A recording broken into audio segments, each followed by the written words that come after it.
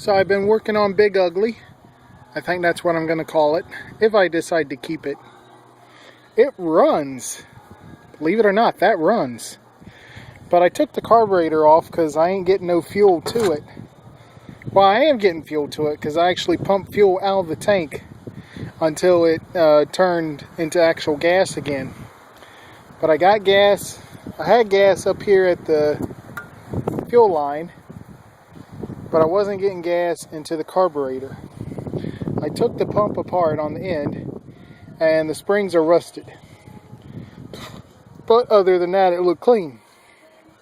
So I started looking at rebuild kits online. They're about 10 bucks. But a brand new carburetor on eBay is 210 and up. That is stupid. Anyway. So I may rebuild it, or I'm checking with a buddy of mine to see if he has one that works. Because there's a junkyard he can go to and he can buy a couple of those off one, and they charge him like $0.25 each. So I may go that route.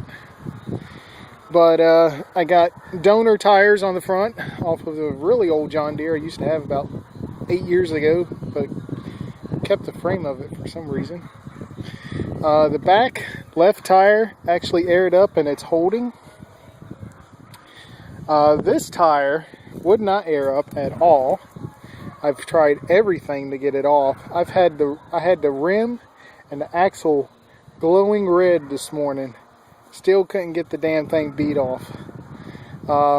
Actually, when I went to air this thing up and pop the tire back on the rim, there's this big damn Black Widow, and I would douse this thing in gasoline and lit it on fire.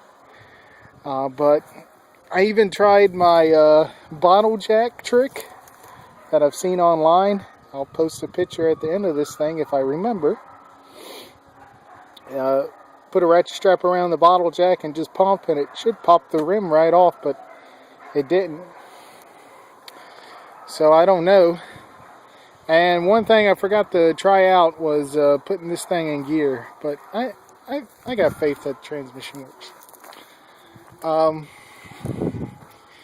I went ahead and put a new negative cable on. I broke the solenoid switch taking it off. Of course, it didn't work anyway. So replace that.